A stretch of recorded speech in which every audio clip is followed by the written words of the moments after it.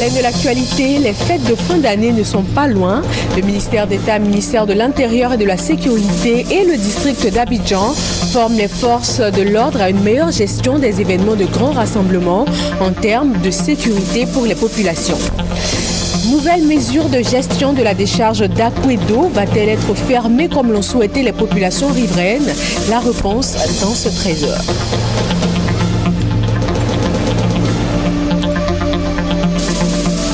Au Brésil, la campagne est ouverte pour le deuxième tour des élections présidentielles. Dilma Rousseff et Aécio Neves partent à la bataille pour séduire les électeurs de l'écologiste Marina Silva, éliminée au premier tour. Merci d'être avec nous pour le 13h sur RTI 1. Bonjour à vous. Au deuxième jour de sa visite officielle en Corée, le président ivoirien a rencontré la présidente coréenne à la Maison Bleue, le palais présidentiel. Un tête-à-tête suivi de la signature de 4 accords de coopération entre la Corée et la Côte d'Ivoire. Assurer de façon maximale la sécurité des populations lors des grands rassemblements, c'est le but premier de la rencontre initiée par le ministère d'État, ministère de l'Intérieur et de la Sécurité avec les forces de l'ordre. Elles sont formées à gérer au mieux les grands événements en termes de sécurité pour les populations. Gabriel Zani. Éviter les tragiques événements de la Saint-Sylvestre de 2012 paraît aussi à toute éventualité lors des grands rassemblements publics. C'est en somme ce qui a suscité la tenue de cet atelier de formation des agents des ministères techniques et de la police nationale. 2 Français ont été invités à partager leur expertise. Nous avons encadré environ 7000 événements d'importance sur la capitale en 2013. Et nous avons donc une grande expérience de l'organisation, de la conception des services. Vous avez des compétences, nous on a l'expérience. Nous n'amènerons pas de recettes, mais peut-être une méthode pour que vous puissiez avancer très très vite en fait dans le cadre du secours à la population. Des expériences qui vont sans nul doute servir aux participants dans l'exercice de leurs fonctions. La ministre de l'Éducation nationale a accompagné le ministre de l'Intérieur. Pour elle, les élèves ne doivent plus faire les frais des débordements des rassemblements populaires. Pendant les grands rassemblements, la grande majorité des personnes qui s'y trouvent, ce sont des jeunes, notamment des élèves, des étudiants. Et donc nous pensons, nos collaborateurs sont là, vont participer à ces rencontres-là pour faire en sorte que dorénavant, il y ait de l'anticipation. C'est le ministère de l'Intérieur et de la Sécurité qui organise cet atelier avec le district d'Abidjan. Selon le ministre Ahmed Bakayoko, le gouvernement est allé au-delà de la formation des forces de l'ordre. Nous avons renforcé le corpus juridique, c'est-à-dire de faire en sorte que celui qui organise une manifestation ait des obligations. D'informer dans certains délais les autorités et ensuite une coproduction de sécurité parce qu'il a également sa part. Et aujourd'hui, cet atelier nous permettra de mettre à un bon niveau tous nos collaborateurs. Cette formation fait suite à une série de rencontres avec les autorités françaises, rencontres visant à créer un cadre de coopération en vue de renforcer le professionnalisme des unités de sécurité en Côte d'Ivoire. La fermeture prochaine de la décharge d'Akwedo, objet d'un point presse du ministère de l'Environnement, de la Salubrité urbaine et du Développement durable. Des informations sur l'avenir de la décharge, les mesures déjà prises avec Arnold Niedo et Edouard Delazer. Le terrain de la décharge d'Akwedo demande la fermeture du site. Les raisons évoquées sont principalement d'ordre sanitaire. Une véritable préoccupation pour le ministère de l'Environnement, de la Salubrité urbaine et du Développement durable. À travers un point presse, Alexandre Nguessan, directeur de cabinet adjoint de cette institution, rassure les populations d'Akwedo de la prise en compte immédiate de leurs préoccupations. Depuis 2007, la volonté de fermeture de cette décharge a été exprimée par le gouvernement. Par la suite, cela a fait l'objet d'un protocole d'accord entre le gouvernement et Akwedo avec des deadlines permettant à l'État de pouvoir s'organiser pour avoir des sites alternatifs. Ce que nous comptons faire vraiment le plus rapidement possible, c'est de rendre fonctionnels d'autres sites d'évacuation des déchets. Nous aurons négocié avec 2 opérateurs privés qui détiennent des terrains qui vont servir de centres d'enfouissement technique, mais de véritables centres. Ça sera donc des centres modernes où toutes les pollutions seront contrôlées avec réhabilitation immédiate des différentes alvéoles qui vont être utilisées. Donc nous allons rentrer vraiment dans une gestion intégrée moderne des déchets pour la ville d'Abidjan. Réforme du secteur de la sécurité au cœur d'une rencontre du Conseil national de sécurité avec les maires du district d'Abidjan. Il s'agit de faire connaître cette réforme aux premiers magistrats des différentes communes afin de susciter leur adhésion pour un mieux-être des populations. Mamadou Kwasi. De 3,8 en 2011, l'indice de sécurité en Côte d'Ivoire est passé à 1,18 aujourd'hui, chose qui confirme le retour de la sécurité à Abidjan et sur l'ensemble du territoire national. Cette situation est le fruit de nombreuses initiatives prises par le chef de l'État et son gouvernement. La principale étant la réforme du secteur de la sécurité à travers le Conseil national de la sécurité. Par le passé, la sécurité, c'était uniquement la protection de l'État contre les agressions extérieures, les arrestations des auteurs de crimes et tout ça. C'était vraiment une sécurité répressive, on va dire. Mais avec toutes les crises auxquelles on a été confrontés, le chef de l'État s'est rendu compte qu'il fallait repenser donc cette façon de concevoir la sécurité et introduire donc un nouveau concept qui est la sécurité humaine. La sécurité humaine prend en compte plusieurs volets, notamment la santé, l'emploi, la formation et l'éducation. Dans la mise en œuvre de ce projet, le Conseil national de la sécurité met l'accent sur les collectivités territoriales à travers la création des comités locaux de sécurité. Un atelier de formation est organisé pour faire comprendre aux maires du district d'Abidjan leur rôle dans cette réforme. Abobo se réjouit de cette réforme, puisque Abobo va s'engager dans cette réforme. D'autant plus que c'est une réforme qui vient après nommer pour que nos populations aient plus de quiétude. Il n'y a de développement que d'hommes. Et c'est pour cela que nous allons faire en sorte d'asseoir ce nouveau concept né de la réforme du secteur de la sécurité. Nous approprier donc tous ces éléments. Au cours de cette session de formation, du matériel de sensibilisation à la fièvre à virus Ebola et d'hygiène a été remis aux participants. L'épidémie d'Ebola a fait 3439 victimes en Afrique de l'Ouest sur plus de 7400 cas enregistrés selon les derniers bilans de l'OMS. En Côte d'Ivoire, aucun cas détecté et la prévention reste de mise. La ville de San Pedro a installé un dispositif sanitaire et aussi un centre d'isolement afin de parer à toute éventualité. Éric Goré et Serge Collet. Plus de 3000 personnes tuées par la fièvre hémorragique à virus Ebola dans le monde. La Côte d'Ivoire poursuit sa mobilisation contre cette dangereuse épidémie. Dans le département de San Pedro, la population entend mettre en application les mesures arrêtées par le gouvernement, surtout l'interdiction de consommer la viande de brousse. Et les restauratrices sont en première ligne. Moi, personnellement, je ne vends pas la viande de brousse. Les autorités administratives et portuaires ont installé un dispositif sanitaire et un centre d'isolement au sein du port autonome de San Pedro. Ce centre fait suite à la mise en place d'un comité de veille.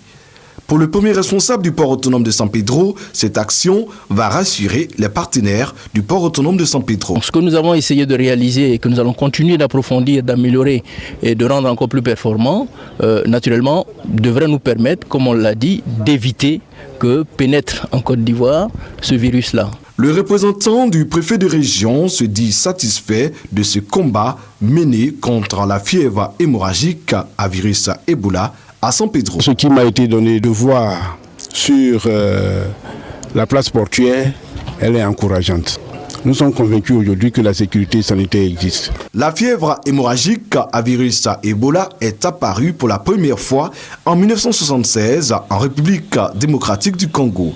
La maladie a ressurgi en février 2014 en Guinée-Conakry. Et des cadres supérieurs de la santé se mobilisent dans cette lutte contre Ebola.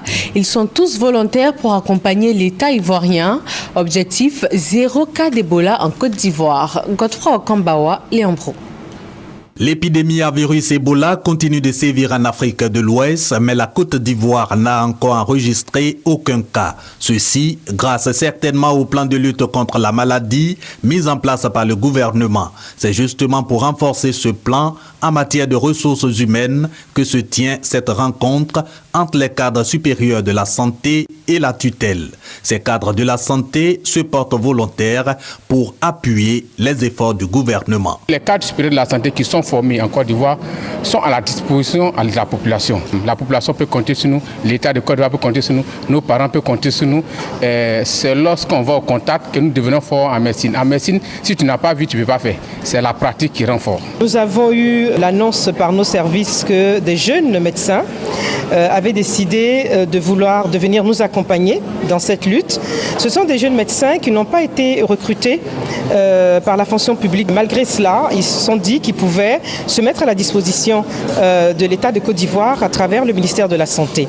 Nous avons vraiment apprécié et nous avons demandé à les rencontrer aujourd'hui et ils nous ont pu de vive voix nous dire qu'ils se mettaient à la disposition de leur ministère de tutelle, mais plus qu'ils étaient même prêts, si nous le souhaitions, à aller sur le terrain, à aller appuyer les pays affectés. Ces cadres supérieurs de la santé volontaires contre l'entrée du virus Ebola en Côte d'Ivoire sont au total 395. Ils vont recevoir du gouvernement et des partenaires techniques la formation adéquate pour faire face aux éventuels cas de virus Ebola, virus qui a déjà fait près de 4000 morts depuis mars 2014. Un cas suspect d'Ebola déclaré la semaine dernière à Cocody, quartier Colombie. Le directeur de l'Institut national de l'hygiène publique assure qu'il ne s'agit pas du virus Ebola. Il invite cependant les populations au strict respect des mesures de prévention et surtout à signaler tout cas suspect. On l'écoute. Jeudi dernier, le 2 octobre, nous avons été saisis du cas d'un malade à Cocody, au quartier qu'on appelle Colombie. Nos équipes se sont déployées dans les 30 minutes, mais à leur arrivée, ils ont trouvé une personne déjà décédée, raide, c'est-à-dire qu'il était déjà mort depuis longtemps. Renseignement pris, c'est un jeune Guinéen qui est en Côte d'Ivoire depuis plusieurs années, qui n'est pas retourné dans son pays d'origine et qui était malade depuis bien longtemps. Et que sa situation ressemblait bien fort à un cas de tuberculose. Ce cas ne répond pas du tout à la définition d'Ebola, de la maladie à virus Ebola que nous utilisons pour travailler dans ce pays-là. Ce n'est pas un cas d'Ebola. Il faut rassurer la population. Il y a des choses qui sont dites dans la presse. Et j'affirme que ce n'est pas un cas d'Ebola. S'il y a un cas, la procédure que nous avons mise en place, c'est de faire le prélèvement sur tous les cas suspects. L'Institut Pasteur fait l'analyse. Si c'est positif, c'est Madame la ministre elle-même, au nom du gouvernement, qui va faire l'annonce. Ça ne se fera pas à travers les rumeurs, à travers la presse. Ça sera elle-même qui viendra pour annoncer à toute la population et les mesures qui seront prises seront annoncées à l'occasion. Voilà, aucun cas détecté en Côte d'Ivoire. Des collèges de proximité pour lutter contre les grossesses en milieu scolaire, c'est l'idée du Conseil régional du Sud Comoé. 5 nouveaux collèges viennent d'ouvrir leurs portes. Mamadou Kouassi. L'éducation, identifiée comme élément essentiel pour le développement socio-économique de la région du Sud Comoé, une région située au sud-est de la Côte d'Ivoire et frontalière du Ghana. Le Conseil régional met donc un accent particulier sur ces secteurs à travers la réalisation de plusieurs infrastructures scolaires. Depuis 2 ans, une 50aine d'écoles a été construite ou réhabilitée dans la région avec à la clé des dons en table-banc aux écoles et des kits scolaires aux couches défavorisées. Pour cette rentrée des classes, le président du conseil régional à Kaolé et ses collaborateurs mettent à la disposition du ministère de l'Éducation nationale et de l'enseignement technique 5 nouveaux collèges, des collèges de proximité pour lutter contre les grossesses en milieu scolaire. Selon le docteur Akaolé, ces collèges de proximité de base 3 construits dans les 5 départements de la région du Sud Comoé vont rapprocher les élèves de leurs parents en vue d'améliorer les résultats scolaires. Au cours de la session extraordinaire tenue à Grand Bassam, le président du conseil régional et son équipe ont fait le point des actions menées dans plusieurs domaines, dont celui de l'éducation. Ils ont annoncé la construction prochaine d'un collège de proximité et de plusieurs écoles primaires dans chaque sous-préfecture de la région du Sud Comoé. Des actions saluées par les autorités administratives qui ont demandé au conseil régional de multiplier ce genre d'initiatives pour le bien-être des populations. Le lycée moderne Alassane Ouattara de Ouangolodougou a désormais une cantine scolaire, un don d'un fils du département. Il veut ainsi permettre aux élèves du lycée d'étudier sans se soucier des difficultés de restauration. Kader Sogodogo. Manger sainement, étudier sereinement. Cette phrase trouve tout son sens au lycée moderne Alassane Ouattara de Ouangolodougou. Ce lycée dispose désormais d'une cantine scolaire. Une cantine qui est un don d'un fils du terroir, Traoré Drissa, qui entend contribuer de cette façon à la réduction des difficultés que connaissent les élèves de ce lycée. Pour le donateur, investir pour la bonne scolarisation des élèves de ce pays n'a pas de prix. Ici, c'est chez moi, c'est ma région, c'est mon département, c'est mon village. Alors j'aime mon bien-être et ce sont mes enfants. Alors il faut y penser, il faut progresser, il faut aller de l'avant. C'est pourquoi je le fais. Ouvert en 1994, le lycée moderne Alassane Ouattara de Ouangolodougou compte en cette année scolaire 1944 élèves, dont 942 filles. Située à 5 km de la ville, la construction d'une cantine scolaire s'avérait nécessaire. C'est la réalisation d'un vœu parce que vous voyez que l'établissement est excentré et les élèves, on le voit, quand ils finissent de faire les cours à midi, ils ne savent où aller parce qu'ils ont les cours l'après-midi. Et donc depuis que nous avons pris la tête de cet établissement, soutenu par le préfet, nous avons fait toutes les démarches et c'est seulement cette année qu'un cadre de la région, M. Traoré Drissa, opérateur économique, a accepté donc de nous aider à construire cette cantine. Avec ce don de Traoré Drissa, le lycée moderne Alassane Ouattara de Ouangolodougou, qui produit chaque année de bons résultats, va certainement continuer sur sa lancée. Atteindre la sécurité alimentaire, un objectif du Centre national de recherche agronomique.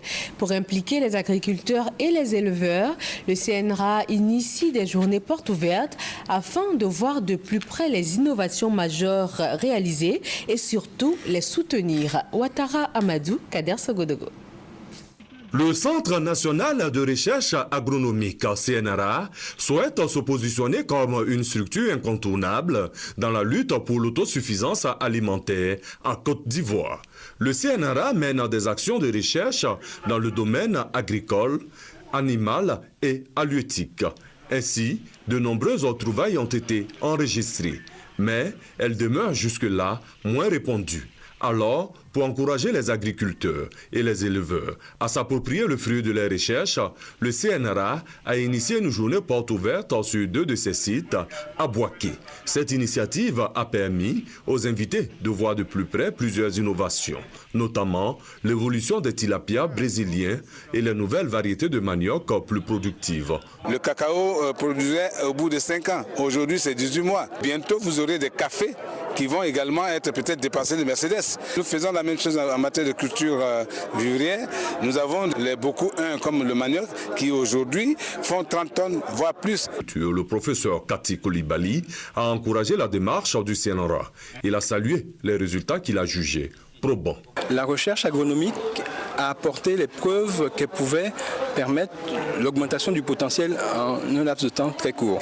Bientôt, nous aurons un forum de l'innovation au cours duquel les produits de l'agriculture seront également mis en exergue. Le Centre national de recherche agronomique conduit actuellement 20 programmes de recherche dont 11 relatifs aux cultures vivrières, visant à une contribution plus accrue à la sécurité alimentaire.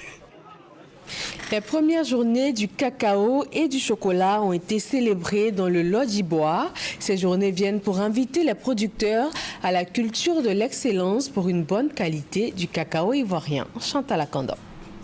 Ces journées dédiées au cacao et au chocolat dans la région du Lodjibois s'inscrivent dans la promotion de production d'une bonne qualité de cacao. Et ces journées marquent l'ouverture de la campagne 2014-2015.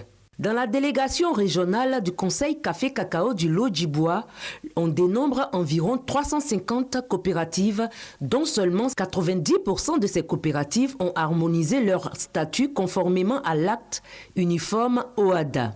Occasion pour le délégué régional du Conseil Café-Cacao, Daouda Ndiaye, d'inviter les autres coopératives à se mettre à jour en réglant toutes les questions liées à leur existence juridique.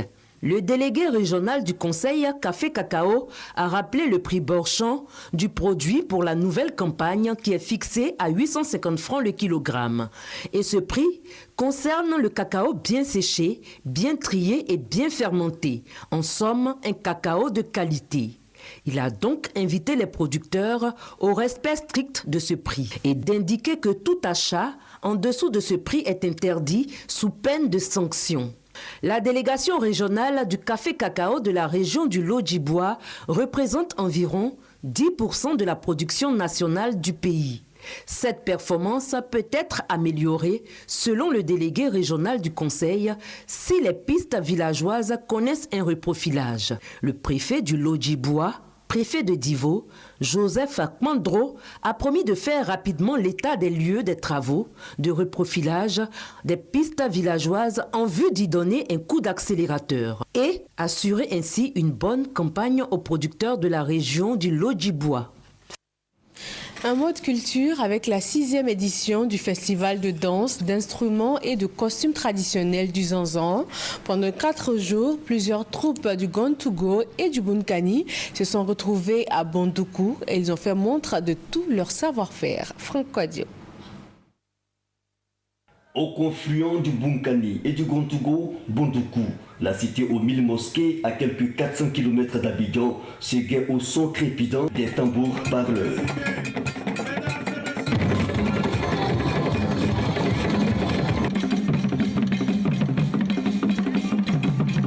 Jour 1 du festival de danse, d'instruments, de musique et du costume traditionnel du Zanzan.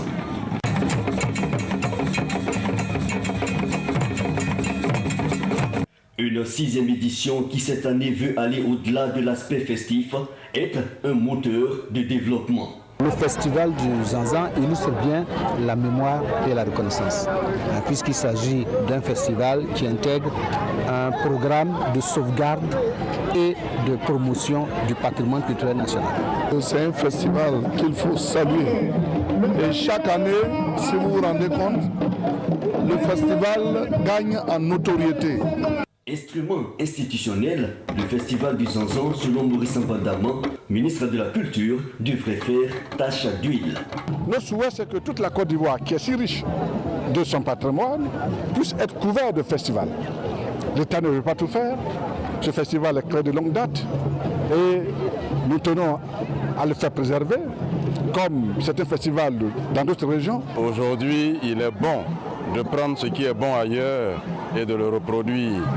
Donc nous sommes là pour voir un peu toutes les articulations du festival du Zanzan, de manière à ce que nous puissions nous en inspirer et reproduire le festival en tenant compte de nos réalités propres.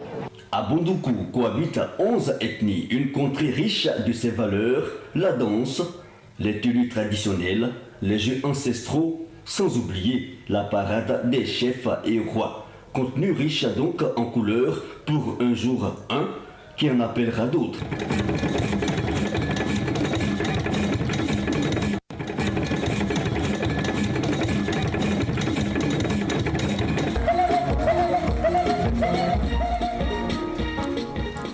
Et je vous le disais en début de journal, au 2e jour de sa visite officielle en Corée, le président ivoirien a rencontré son homologue sud-coréenne à la Maison Bleue, le palais présidentiel. Un tête-à-tête suivi de signature de 4 accords de coopération entre la Corée du Sud et la Côte d'Ivoire. Abiba Nombele Saoué, envoyé spécial à Séoul. Le président Alassane Ouattara a été accueilli par la présidente coréenne Park Geun-hye, qui l'a ensuite invité à signer le livre d'or, marquant son passage à la Maison Bleue. Ensuite, les deux personnalités ont eu un entretien pour évoquer des questions d'intérêt commun et la grande amitié qui lie les deux pays depuis 1961, date de l'établissement des relations diplomatiques entre la Côte d'Ivoire et la Corée.